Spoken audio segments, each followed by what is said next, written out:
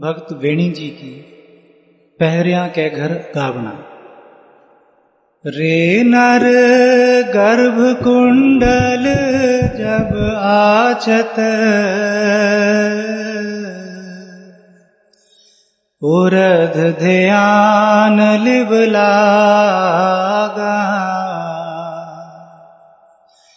मृतक पिंड पद मद ना अहनिस, एक अज्ञान सुनागा।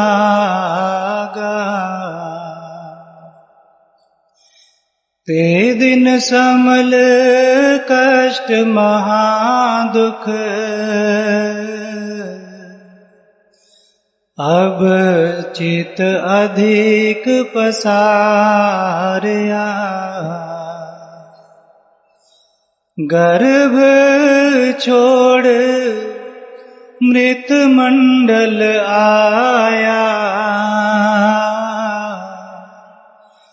तो नर हरि मनो विसारया।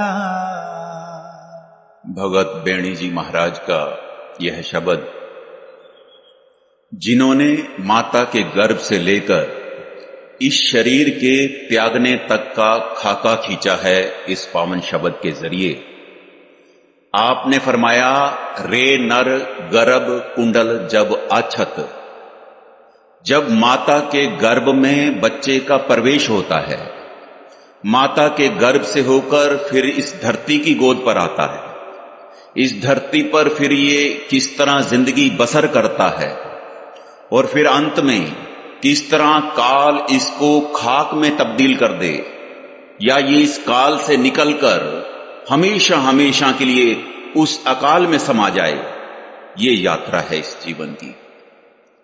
इस जीव की शुरुआत कहां से हुई और फिर अंत कहां है? जन्म क्या है, जीवन क्या है? जन्म मां बाप के संजोग से होता है, और जबकि जीवन गुरु के संजोग से होता है। इसमें कोई शक नहीं कि यह शरीर मां बाप के द्वारा बना, पर इसके अंदर जो आत्मिक ज्योत है वो मां बाप नहीं बना सकते। इस वास्ते जिनके अंदर चाहना है अपने जन्मदिन को मनाने की, उनको बिल्कुल नहीं पता कि उनका जन्म किस दिन हुआ। इसलिए ये जन्मदिन मनाना सिवाय एक मूर्खता के और कुछ भी नहीं। सच्चाई तो यही है कि किसी को नहीं पता कि हमारा जन्म कब हुआ। आज तक किसी मेडिकल साइंस को भी पता नहीं लगा, और तो और उस मां को भी पता नहीं लगता जिसके गर्भ के अंदर बच्चा पल रहा होता है कि उसके बच्चे का जन्म किस दिन हुआ, किस दिन परमेश्वर की जीवात्मा ने उस चमड़े के अंदर प्रवेश किया, किसी को नहीं पता। हां, जिस दिन ये माता के गर्भ से होकर इस धरती की गोद पर आया, उस दिन का हमें पता है। असल में हम सब इसका धरती पर आने वाले दिन का ही जन्मदिन मना रहे हैं, वो जन्मदिन नहीं।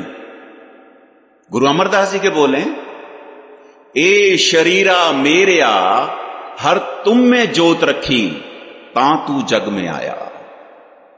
जिस दिन परमेश्वर ने हमारे अंदर वो आत्मिक ज्योत रखी थी, जन्म तो उसी वक्त हो गया था, उसके बाद हम इस संसार में आए। बच्चे की तो बात छोड़ो, परमात्मा ने इतना बड़ा ब्रह्मांड रचा, संसार बनाया, उस दिन का किसी को नहीं पता। गुरु नानक देव जी के बोले, ठित वार न जोगी जाने, रुत महाना कोई, जा करता सृष्टि को साजे, आपे जाने सोई। आप फरमाते हैं तिथि वार का तो किसी जोगी को नहीं पता कि परमात्मा ने संसार पूर्णमासी को बनाया या अमावस को बनाया। वार का नहीं पता कि मंगलवार था या इतवार था, कि परमात्मा ने संसार सर्दियों में बनाया, गर्मियों में बनाया, चौमासे में बनाया। हिंदुस्तान में 6 रुत हैं, 12 महीने हैं, महीनों का नहीं पता कि जनवरी था या फरवरी, नवंबर था या दिसंबर। गुरु नानक देव जी फरमाते हैं, वेल न पाया पंडिती जे होवे लेख पुराण, वेल का मतलब वेला, समय। सुबह थी, दोपहर थी, शाम थी, रात थी, 2 बजे थे, 10 बजे थे, नोबडी नोस।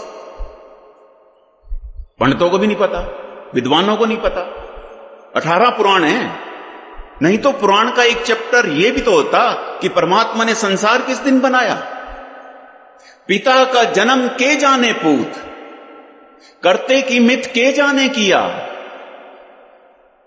जब इतने बड़े ब्रह्मांड की रचना का किसी को पता नहीं, तो क्या हमें शरीर के जन्मदिन का पता है? इसलिए आज के इस शब्द के जरिए हमने विचार करनी है कि आखिर ये जीवन है क्या। क्योंकि कई बार जिंदगी निकल जाती है, अक्सर जिंदगी समझ नहीं आती।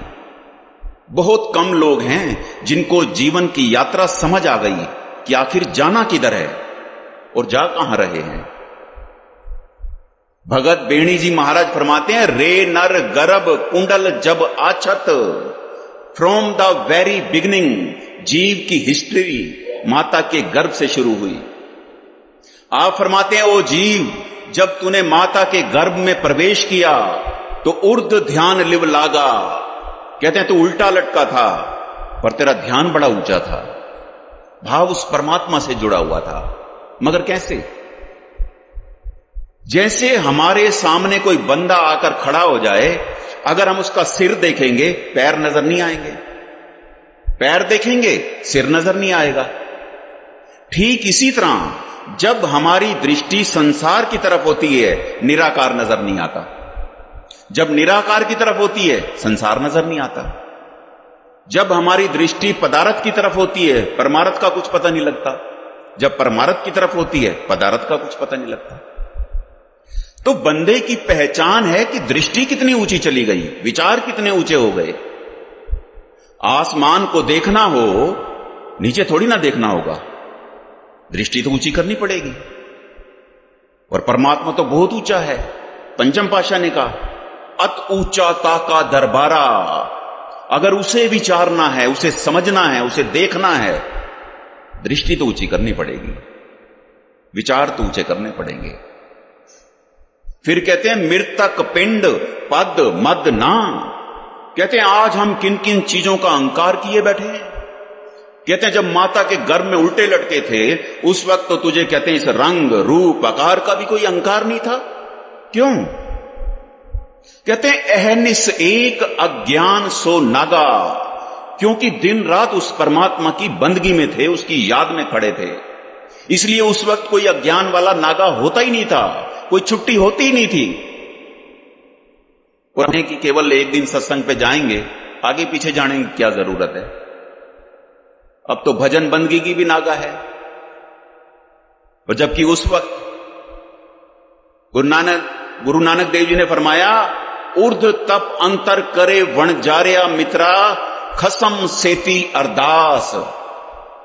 कहते हैं उस वक्त तू उल्टा लटका परमात्मा की बंदगी करता था और दिन रात एक ही अरदास करता था कि हे मालिक, तू मुझे जैसे तैसे बस यहां से बाहर निकाल, मैं तुझे कभी नहीं भूलूंगा, ये तेरा मेरा वायदा है। और ये रोज की अरदास थी, हर वक्त की अरदास थी। क्यों? क्योंकि वहां कोई और अरदास थी नहीं। ना तो वहां मकान की डिमांड थी, ना दुकान की, ना किसी साजो सामान की। वहां तो केवल और केवल एक ही डिमांड थी कि यहां से बाहर निकाल, यहां से बाहर निकाल। इसलिए बेणी जी महाराज कह रहे हैं, ते दिन समल कष्ट महादुख। कहते हैं उन दुख वाले कष्ट वाले दिनों को याद करके देख। अब याद करें तो करें कैसे? क्योंकि वो दिन तो चाह कर भी किसी को याद आते नहीं। क्यों? आपने कहा अब चित अधिक पसारिया। क्योंकि अब हमने अपना मन ही बड़ा फैला दिया इस संसार में। अब हमारी वासनाएं पूरी नहीं हो रही, जबान के रस ही पूरे नहीं हो रहे, कपड़ों के फैशन खत्म नहीं हो रहे, आंखें रूप देख देख के नहीं रज रही। आखिर हम कर क्या रहे हैं? अगर माता के गर्भ में वो अपनी ज्योत का कनेक्शन हमारे से तोड़ लेता, इसका नतीजा क्या होता?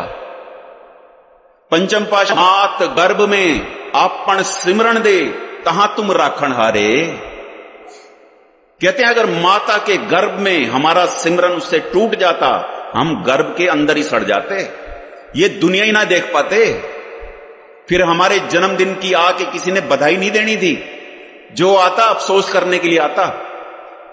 ठीक इसी तरह जन्म लेने के बाद जिसका उस मालिक से नाता टूट जाता है, उसका जीवन सड़ जाता है, उसका जीवन सड़ जाता है। और इस वक्त यही हो रहा है संसार के अंदर। आपने भी यही कहा, गर्भ छोड़ मृत मंडल आया, तो नर हर मनो विसार्या। माता के गर्भ से जैसे ही ये बाहर निकला, भूल गया, संसार के मृत मंडल में आ गया। ये जगत मौत का तमाशा है और क्या है। यहां लोग आ रहे हैं, जा रहे हैं, हमसे पहले ना जाने कितने यहां आए, कितने चले गए।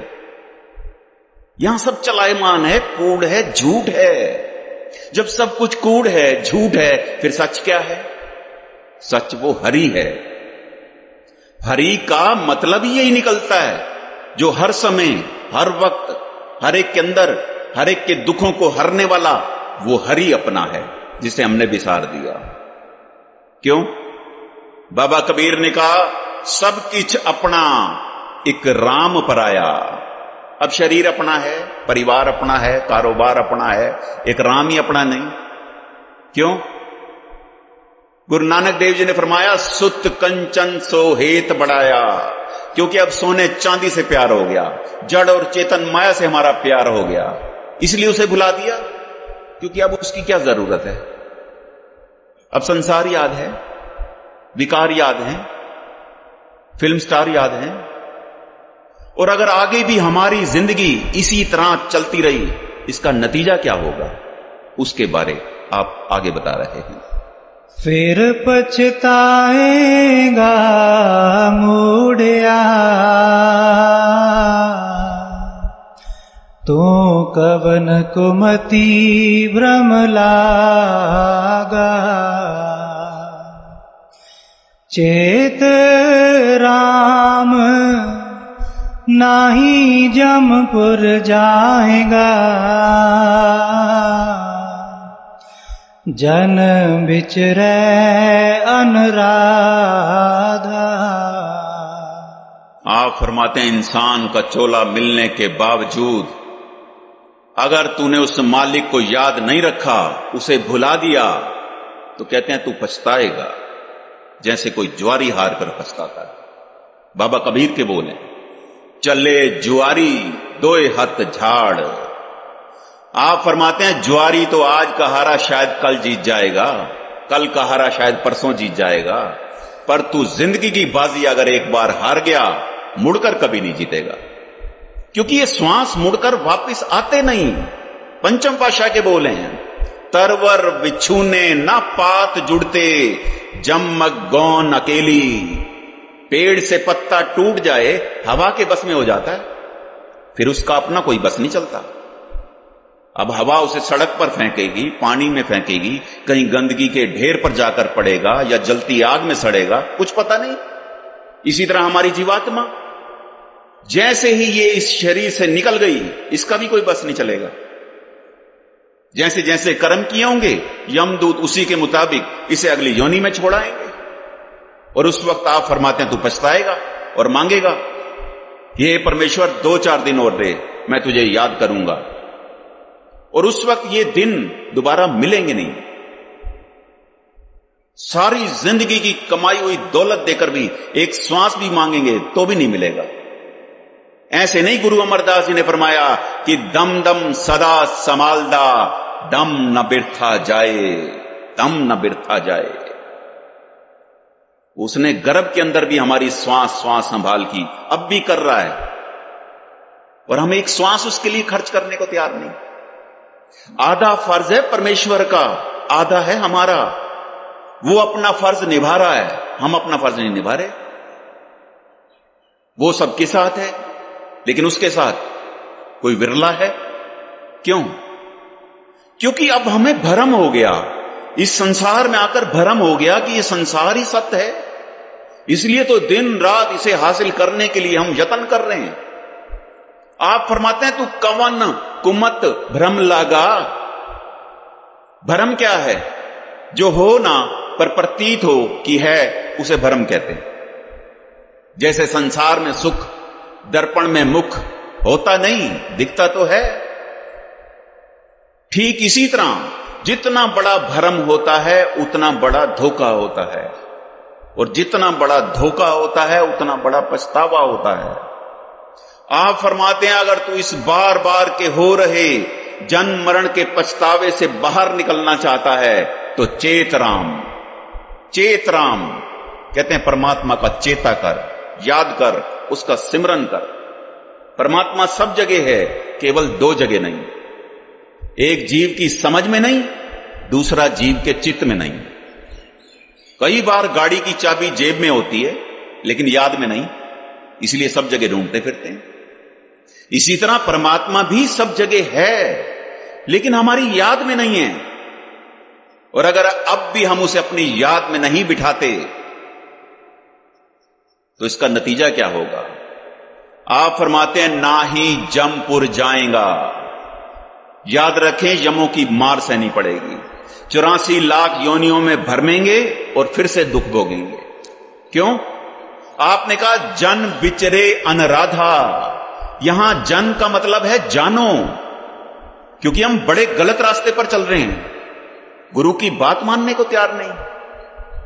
अनुराधा का मतलब यही निकलता है, उल्टे रास्ते।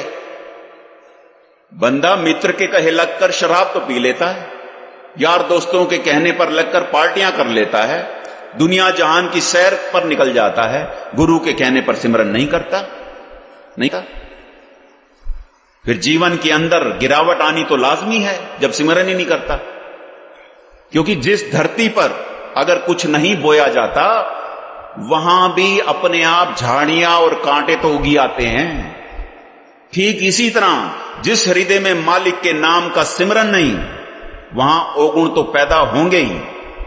और इस बात का और खुलासा आप आगे कर रहे हैं। बाल विनोद चिंद रस लागा, खिन खिन मोहे व्यापै, रस मिस मेध अमृत बिख चाखी, तो पंच प्रगट संताप है। जप तप संयम छोड़ सुकृत मत, राम नाम ना आराध्या, उछलिया काम काल मत लागी, तो आन सकत गल बांधिया। बाल विनोद चिंदरस लागा, खिन खिन मोह व्यापे। पहली स्टेज पर बच्चे का मोह ही बढ़ता है, जो उसको ज्यादा उठाता है उसी के साथ उसका मोह पड़ जाता है। पहचानता है कि मां है, बाप है, भाई है, बहन है। फिर धीरे धीरे काम, क्रोध, लोभ और अहंकार भी बढ़ते हैं, जिसके बारे आपने कहा रस मिस मेद अमृत बिख चाखी, तो पंच प्रकट संतापे। अब जैसे जैसे ये बड़ा होने लगता है वैसे वैसे ये विषय विकारों के रस भी इकट्ठे करने लगता है। क्यों? क्योंकि पांचों विकार अब इसके अंदर जागते हैं, और जैसे जैसे ये इन विकारों से जुड़ेगा वैसे वैसे ये परमात्मा से दूर होता जाएगा। गुरु अमरदास जी के बोले, लिव छुटकी लगी तृष्णा, माया अमर वर्ताया। ए माया जित हर विसरे, मोह उपजे भाव दूजा लाया। क्योंकि जैसे ही ये उस मालिक से इसकी लिव टूटी, ये इस मायावी संसार के दायरे में आ गया। इसलिए तो दूसरे दूसरे चक्रों में उलझ गया, क्योंकि अब इसे भला बुरा समझ नहीं आता। जिसे भला समझता है वो है बुरा, जिसे ये अमृत समझता है वो है जहर। पंचम पातशाह के बोले, अमृत कोरा बिख्या मीठी, साकत की बिद नैनो डिठी। क्योंकि जैसे जैसे जवानी नजदीक आती है विषय विकारों की वृत्ति भी बढ़ती चली जाती है। वो इसलिए क्योंकि आपने कहा जब तब संयम छोड़ सुकृत मत। मत तो मैली होनी थी, जब इसने जब छोड़ दिया, तब छोड़ दिया, संयम छोड़ दिया। याद रखें, हवा अगर संयम में है हमें जीवन दे रही है, अगर तूफान बन जाए तो फिर घर उजाड़ कर रख देगी। आग संयम में है, हमारे 36 प्रकार के भोजन पका रही है, अगर सिलेंडर फट जाए तो फिर तबाह करके रख देगी। ठीक इसी तरह इसके अंदर भी ये विकार अब फटने लगते हैं, क्योंकि बचपन चला गया, जवानी आ गई। काम चाहिए संयम में, संसार की उत्पत्ति होगी। पेट्रोल चाहिए गाड़ी चलाने के लिए, इसी तरह काम भी चाहिए जिंदगी चलाने के लिए, पर काम को कोई संयम ही नहीं, ब्रेक ही नहीं, दुराचारी है। गाड़ी में पेट्रोल तो है, लेकिन रेडिएटर के अंदर पानी कूलेंट ही नहीं, गाड़ी तो भ्रष्ट होगी, ज्यादा से ज्यादा 2-4 किलोमीटर चल जाएगी। इसी तरह जवानी भ्रष्ट हो जाएगी, और हो रही है, क्योंकि इंद्रियों पर कोई संयम नहीं रहा। आंखों को जो नहीं देखना चाहिए देख रही है, रोजाना देख रही है। कानों को जो नहीं सुनना चाहिए बार बार सुन रहे हैं। जबान को जो नहीं बोलना चाहिए बोल भी रही है और खा भी रही है। हाथों को जो काम नहीं करना चाहिए कर रहे हैं। पैरों को जहां चलकर नहीं जाना चाहिए रोजाना शाम को वहीं जा रहे हैं। फिर बुद्धि को जो फैसला करना चाहिए नहीं कर रही। क्यों? गुरु नानक देव जी ने संसार के हालात को देखते हुए फरमाया, कहते हैं शरम धर्म दोए छप खलोए कूड़ फिरे प्रधान वे लालो। कहते हैं इस युग के अंदर ऐसे लगता है शर्म और धर्म हमेशा के लिए कहीं छुप गए हैं, जाकर कहीं नजर नहीं आते। अब हर जगह कूड़ ही कूड़ का पसारा है। इस बात को कहने का भाव सिर्फ इतना है, जिस तन पर शर्म का लिबास नहीं वो मन ज्यादा समय तक धर्मी नहीं रह सकता। जिन आंखों में शर्म नहीं उस हृदय में कभी भी धर्म टिक नहीं सकता, क्योंकि धर्म का बूटा जप से शुरू होता है, और जप एक बीज है जो सिमरन से उगता है, सेवा से पलता है, परोपकार से फलता है, अहंकार से सूखता है, क्रोध से सूखता है, अहंकार से सड़ जाता है। इसलिए तो प्रार्थना भरे लहजे में पंचम पातशाह ने कहा कि हार पड़े उस स्वामी के द्वारे दीजिए बुद्ध विवेका। कहते हैं हे सतगुरु कृपा कर, हमारी झोली में तू विवेक बुद्धि डाल, क्योंकि जिसे विवेक बुद्धि आ गई वो फिर गलत काम नहीं करेगा। मन का तो काम है शरारत करना, करेगा, पर लगाम है बुद्धि, रोक लेगी। और जिसे भी गुरु की मत आ गई, और ये मत अगर इसकी निरंतर चलती रही, इसका नतीजा क्या होगा? तीसरी पातशाही ने फरमाया, सतगुरु की मत जिसनु आवे सो सतगुरु माहे समाना। कहते हैं वो तो अपने गुरु के अंदर ही समा जाएगा। दुनिया का हर एक इंसान कहीं ना कहीं जाता है, कोई मंदिर मस्जिद गुरुद्वारों में जाते हैं, कोई गिरजाघरों में जाते हैं, कोई कहीं और जाते हैं, वहां जाकर हम दान पुण्य भी करते हैं, कहीं रुमाले चढ़ाते हैं, कहीं चादरें चढ़ाते हैं, कहीं कुछ और भी चढ़ाते हैं, लेकिन वापस आते वक्त उन चीजों को हम उठाकर नहीं लाते। लेकिन अफसोस, बंदा थोड़ी देर सत्संग में आता है, अपनी मत को अपने गुरु के आगे रखता है, वापस जाते वक्त अपनी मत को फिर से उठाकर ले जाता है। फिर जीवन बदले तो बदले कैसे? क्योंकि आपने कहा राम नाम ना आराध्या। अब भगवान का नाम किसे याद है? संसार याद है, कारोबार याद है, फिल्म स्टार याद है, छोटा सा बच्चा भी बता देता है एक्टर कौन सा है, ये खिलाड़ी कौन सा है। सत्संग में शब्द कौन से महात्मा का है नहीं पता। क्यों? आपने कहा उछलिया काम काल मत लागी तो आन सकत गल बांधिया। क्योंकि काम ने आकर आंखों पर ऐसा पर्दा डाल दिया। हर एक के अंदर 3 वासना प्रधान होती है। पहली काम वासना, दूसरी लोभ वासना, तीसरी अहंकार वासना। और जो अहंकार की पूर्ति कर दे उससे मोह हो जाता है, जो रुकावट खड़ी कर दे उससे क्रोध हो जाता है। और जब काम रस ज्यादा उत्तेजित हो गया, घर वालों ने क्या किया? तो कहते हैं तुआन सकत गल बांधिया, घर वालों ने इसकी शादी कर दी। सकत का मतलब स्त्री होता है। कहते इसका ब्याह कर दिया, लेकिन ब्याह होने के बाद इसकी कैसी अवस्था रही उसका खुलासा आप आगे कर रहे हैं। तरुण तेज पर त्रिय मुख जो है, सर अपसर ना पछाणिया, उन्मत काम महाबिख भूले, पाप पुण्य ना पछाणिया, सुत संपत देख एह मन गर्वया, राम हृदय ते खोया, अवर मरत माया मन तोले, तो पग मुख जन्म बिगोया।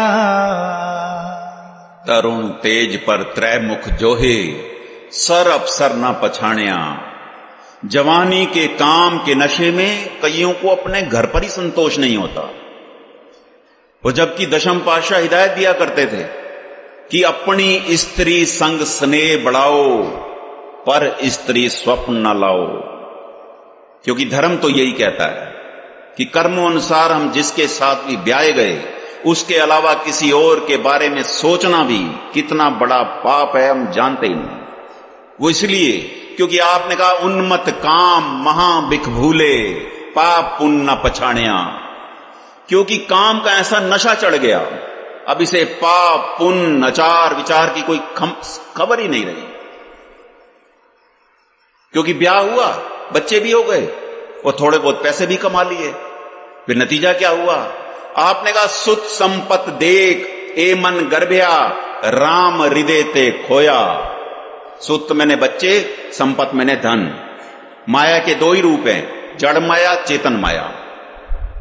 जब बंदे के 4 दिन अच्छे आते हैं उस वक्त इस बात का अंदाजा नहीं होता कि फिर कभी जीवन में गिरावट भी आएगी। जब पतंग आसमान की बुलंदियों पर होती है, कहां खबर होती है कि अगर कट तो बहुत ज्यादा डोर का नुकसान तो उसी वक्त ही होता है। इसी तरह जो लोग कामयाब हैं वो मगरूर हैं अपनी अकल पर, वो अपने अहंकार में होते हैं। उनको लगता है कि अब गुरु की क्या जरूरत है, सत्संग जाने की क्या जरूरत है। बच्चे जवान हो गए, घर में 4 पैसे आ गए, सुख सुविधाओं के साधन बन गए। ये नहीं पता कि सुख पहले भोग बनता है, भोग के बाद रोग बनता है। अगर परमात्मा ही भुला दिया, ये सुख भोग को जन्म देगा और ये पक्का भोगी बनेगा। क्योंकि जब परमात्मा को ही हृदय से निकाल दिया तो ऐसे बंदे की अवस्था क्या हो जाती है? पंचम पातशाह ने कहा संपत डोल झोल संग झूलत, माया मगन भरमत गुगना। जब बंदा माया की पींग पर बैठकर झूले लेता है, पींग का एक नियम है, आजकल तीज का त्योहार आसपास ही है शायद, गांवों के अंदर झूले लगाए जाते हैं पेड़ों पर। कभी झूले को गौर से देखना, जब बंदा बैठकर झूले लेता है तो जितनी फोर्स वो आगे की तरफ लगाता है, पीछे लाने के लिए फोर्स नहीं लगानी होती, पीछे पींग अपने आप ही आती है। इसी तरह जो लोग माया की पींग पर बैठकर झूले लेते हैं, अपनी कर्म इंद्रियों, ज्ञान इंद्रियों, मन को, सूरत को, जितना जोर वो माया की तरफ लगाते हैं उतना ही वो परमात्मा से दूर हो जाते हैं। क्योंकि माया के अंधेरे ने इसे उल्लू बना दिया। आसमान पर सूरज चढ़ा है, उल्लू को नजर नहीं आया। इसी तरह हमारे अंदर भी सूरजों का सूरज परमात्मा अंदर है, नहीं दिखता। चंद्रमा का भी चंद्रमा, ब्रह्मांडों का रचनहार अंदर बैठा है, लेकिन बीच में माया ने ऐसा अंधेरा बना दिया, नहीं दिखता, नहीं दिखता। ऐसी हालत हो चुकी है। और इतना ही नहीं, आपने तो कहा अवर मर्त माया मन तोले तो भगमुख जन्म भिगोया। कईयों की निगाह हर वक्त बेगाने तन पर या पराये धन पर खड़ी रहती है। हमेशा यही सोचते हैं कि फलाना मरेगा, कितनी जज़ाद मेरी हो जाएगी, क्योंकि हर वक्त अपने मन को माया के तराजू पर तोलते हैं कि मुझे क्या मिलेगा। और कई बार तो अपने ही बच्चे इंतजार करते हैं कि मां बाप कब मरेंगे, कब जज़ाद हमारी होगी। इस संसार के लोभ में, विषय विकारों के रसों में अक्सर लोग अपनी जिंदगी बिताकर चले जाते हैं, और जब बुढ़ापा सामने आता है क्या हालत हो जाती है, उसके बारे आप आगे बता रहे हैं। पुंडर केस कुसुमते तौले सप्त पताल की वाणी, लोचन श्रम बुध बल नाठी, ता काम पवस मधानी, ताते बिखे भई मत पावस, काया कमल कुमलाना, अवगत बाण छोड़ मृत मंडल, तो पाछे पछताना। पुंडर केस कुसुमते धोले सपत पताल की बाणी। मानव जीवन के 4 ही पड़ाव हैं। पहला गर्भकाल, दूसरा बचपन, तीसरा जवानी, चौथा बुढ़ापा। आप फरमाते हैं ये जीव चौथी आया। अब शरीर में जान नहीं रही, फेफड़ों में इतनी ताकत नहीं रही इसकी कि हवा भर सकें और कुछ बोल सकें। बोलता है तो ऐसे लगता है 7वें पताल में से कोई आवाज आ रही है। सपत पताल की बाणी। और दूसरी बात आपने कहा पुंडर केस कुसुमते धोले। कुसुम का फूल बहुत ही सफेद रंग का होता है, और आप फरमाते हैं उससे ज्यादा सफेद तो अब इसके बाल आ गए। और बाल सबसे पहले कानों की तरफ से सफेद आते हैं। क्यों?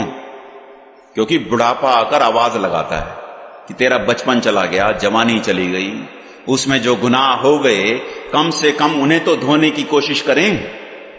हम जितने यहां बैठे हैं, क्या हमें नहीं पता कि हमने अपने मां बाप से छुपकर क्या किया, अपनी औरत अपने आदमी से छुपकर क्या किया? सब कुछ पता होने के बावजूद फिर भी बंदा अपनी आंखें मूंद लेता है। क्यों? क्योंकि अंदर अपने गुनाह नजर आते हैं, और जब तक अपने गुनाहों पर निगाह टिकती नहीं, जीवन बदल नहीं सकता।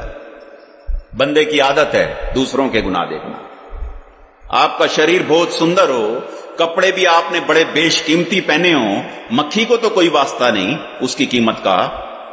मक्खी तो केवल ये देखती है गंदगी कहां पर लगी है।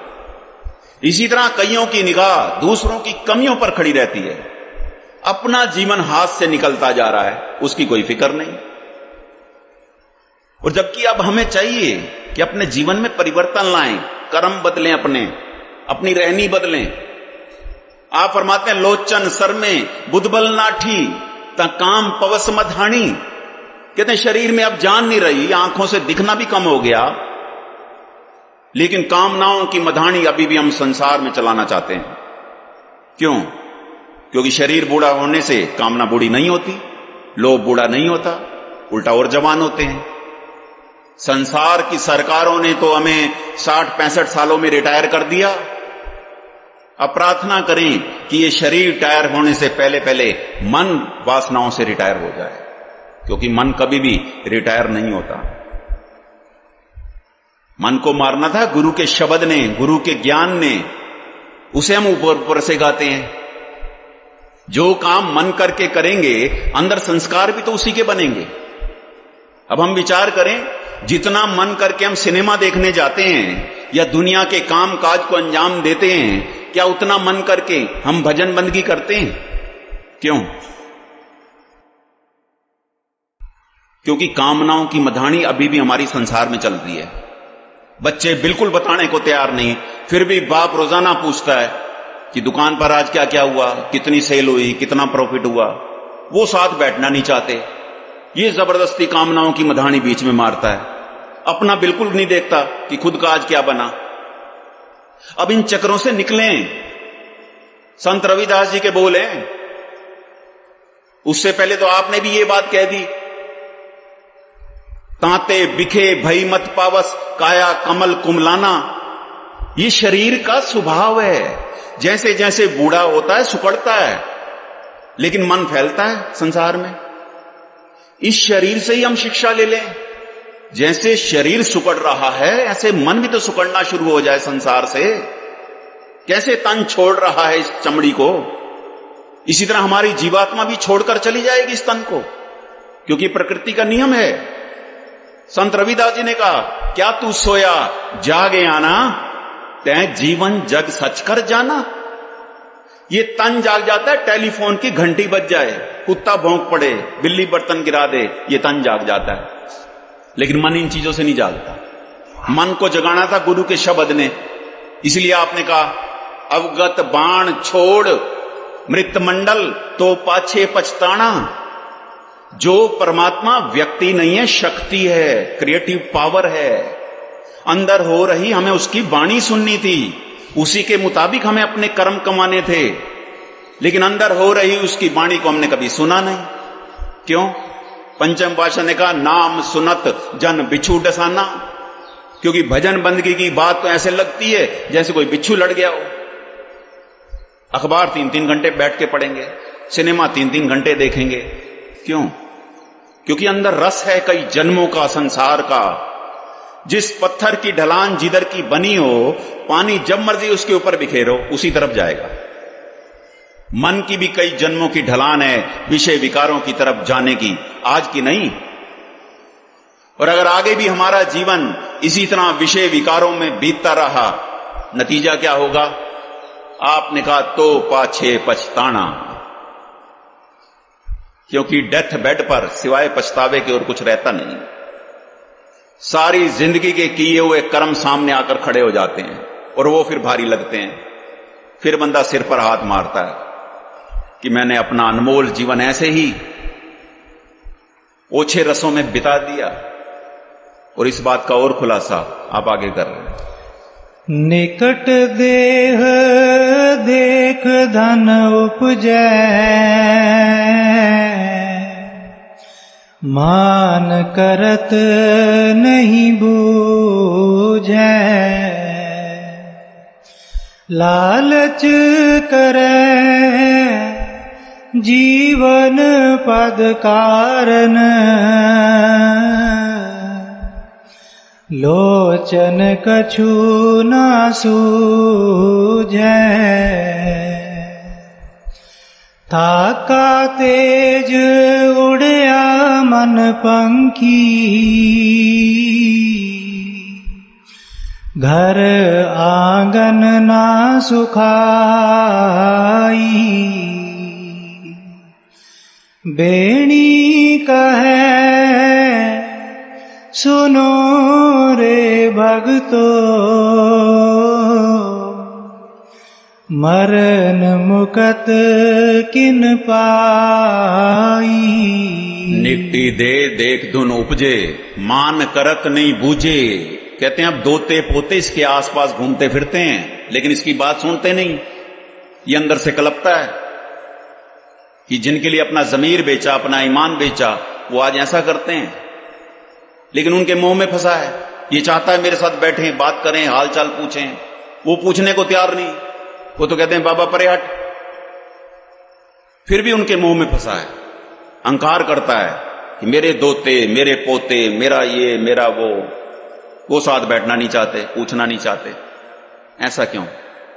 आपने कहा, लालच करे जीवन पद कारण, लोचन कछु न सूझे। आंखों से दिखना बंद हो गया, कानों से सुनना बंद हो गया, घुटने चल नहीं सकते, शरीर में बल नहीं, लेकिन अभी और जीने की तमन्ना भरी पड़ी है कि और 2, 4, 5 साल जी लूं। बड़े लोग मिलते हैं दुनिया में जो कहते हैं मैं पोते का ब्याह तो देख लूं, आखिर पता नहीं हम किन चक्करों में घूम रहे हैं। पोते दोतों को तो पता भी नहीं लगेगा कब उन्होंने अपनी सेटिंग कर लेनी है। अब हम अपने ब्याह की चिंता करें, जिसके बारे बाबा फरीद ने कहा, जिंद वोटी मरन वर ले जासी पर नाए। यमों का फरिश्ता एक दिन हमारी जीवात्मा को ब्याह कर ले जाएगा, लेकिन मरने को किसी का जी नहीं करता। क्यों नहीं करता? क्योंकि जिसके अंदर जितनी संसार की वासनाएं ज्यादा होंगी उसको उतना ही मरने से डर आएगा। और जिस दिन ये वासनाएं समाप्त हो जाएंगी, नतीजा क्या हो जाएगा? जैसा बाबा कबीर ने कहा, जिस मरने ते जग डरे मेरे मन आनंद। हमें 60, 70, 80 साल मिले, हमने क्या किया? 2 मकान बना लिए होंगे, 2-4 दुकानें खोल ली होंगी, 2-4 बच्चों को जन्म दे दिया होगा। ये काम तो जानवर भी कर लेते हैं। अपने परिवार की पालना तो वो भी कर लेते हैं, रहने जोगा आलना तो वो भी बना लेते हैं। गुरु नानक देव जी फरमाते हैं, जन्मे का फल क्या गणी, जाहर भगत ना भाव। कहते हैं तेरे जन्म लेने का फायदा क्या हुआ, क्योंकि भक्ति भावना तो तेरे अंदर पैदा नहीं हुई। जितने मर्जी महंगे सूट पहन लें, अगर परमात्मा ही हृदय में नहीं बसाया तो फिर इस खाने पीने पहनने का, इस झूठी शानो शौकत का क्या फायदा? संत रविदास जी के बोले, राजे इंदर संसर ग्रह आसन, बिन हर भगत कहो के लेखे। सनातन मत वाले इंद्र देवता की शानो शौकत को सारे देवी देवताओं में सबसे बड़ा मानते हैं। आप फरमाते हैं, राजे इंद्र जैसी भी इस धरती पर अगर तेरी शानो शौकत क्यों ना हो जाए, बिना भक्ति के तेरी जीरो वैल्यू नहीं। इसलिए आप समझाते हैं, तू कर क्या रहा है? तुझे इंसानी चोले की अहमियत को समझना था, अभ्यास करना था, तन की मेहनत से रिज़्क कमाना था, लेकिन मन के पुरुषार्थ से तो परमार्थ कमाना था। सारी जिंदगी हम रिज़्क तो कमाते रहे, लेकिन परमार्थ का हमने कभी ख्याल नहीं किया, कभी सोचा ही नहीं कि परमात्मा ने ये शरीर दिया किस वास्ते, हम इस संसार में आए क्यों, कभी सोचा ही नहीं। कितनी बार सत्संगों में जाकर हमने सुना, गोविंद मिलन की एह तेरी बरिया। कहां गई वो बारी, कहां गई? जिन्होंने कमा ली वो पूजन योग है, नहीं तो हमारे जैसों की तो ऐसे लगता है शायद हवा में उड़ गई कहीं, क्योंकि जबान से गा रहे हैं बस, अंदर तो चाहना है संसार की। इसलिए बाबा कबीर चिताते हुए कहते हैं राम न जपो कमन मत लागे, मर जाए बे क्यों क्या करे अभागे। कहते हैं किस मत पर चल रहे हो? जब मर जाओगे क्या करोगे, किसे पुकारोगे, किसे आवाजें लगाओगे? बाबा कबीर कहते हैं फिर लगाना इन दोतों पोतों को आवाजें, लगाना फिर इन जमीनों जजादों बिल्डिंगों को आवाजें, और जिस तरह की आवाज लगाएंगे अगला जन्म ये वहीं करवाएंगे। क्यों? पंचम पातशाह ने कहा, अपनी इतनी कछुना सारी, अनिक काज अनिकदा वर्दा, उर्जो आन जंजारी। बस मेरे बच्चे पढ़ जाएं, इनकी नौकरियां लग जाएं, इनकी शादियां हो जाएं, फिर इनके भी बच्चे हो जाएं, क्योंकि बच्चे खुश तो मैं खुश। बाकी सारे जंजालों में फंसा हुआ जीव अपना काज नहीं संभालता, ना अपना भजन बंदगी, ना अपनी रहनी, ना अपनी करनी। फिर नतीजा क्या हुआ? आपने कहा, थाका तेज उड़िया मन पंखी, घर आंगन न सुखाई। एक दिन कहते हैं इसकी मृत्यु हो गई थी। होनी है, वो तो सबकी होनी है, जो आया वो जाएगा। लेकिन अब आंगन में पड़ी हुई डेड बॉडी किसी को अच्छी नहीं लगती। जो आता है यही पूछता है कितने बजे लेकर जाना है, कोई नहीं पूछता कितने दिन और रखना है। जिस घर में 60, 70, 80 साल बिताए, उस घर में एक घड़ी रखने को कोई तैयार नहीं। ये है संसार की डेफिनेशन, जिसके पीछे बंदा लग के अपनी सारी जिंदगी बर्बाद कर देता है, और बात फिर भी समझ नहीं आती कि आखिर ये जीवन है क्या। इसलिए बाबा कबीर ने कहा, कहते हैं, रे बोरे तोहे घड़ी न राखे कोई, तू राम नाम जप सोई। ये काम करना था, ये हमने किया नहीं। और उसके बाद हम पता नहीं किस गलत फहमी में बैठे हैं कि शायद शरीर छूटते ही हम मुक्त हो जाएंगे इस संसार से। हम किसी भ्रम में ना रह जाएं। इसीलिए बेणी जी महाराज ने अंत में क्या कहा, बेणी कहे सुनो रे भक्तो, मरन मुकत किन पाई। मरकर कभी मुक्ति नहीं होती। मुकत जिसे करेगा गुरु करेगा और जीते जी करेगा।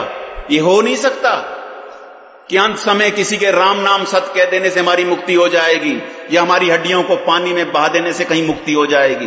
बिल्कुल नहीं होगी, क्योंकि मुक्ति का संबंध इस तन से नहीं, इस तन का संस्कार प्रत्यक्ष अग्नि में होता है, सूक्ष्म शरीर का संस्कार ब्रह्म अग्नि में होता है, और वो जीते जी खुद को करना पड़ता है, तब मुकत होता है।